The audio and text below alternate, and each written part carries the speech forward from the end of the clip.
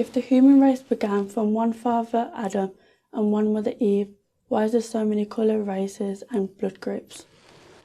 So the question is, if the human race began from one father Adam and one mother Eve, why are there so many colors, races and blood groups? But you see, even science now points to the fact that we human beings emanated from one man and one woman. With regard to the colors or complexion, it depends as to where we live and what are the weather conditions. Because if we live in a colder climate, people begin to have lighter complexions. And in hotter climates, they begin to have darker complexions over a long period of time.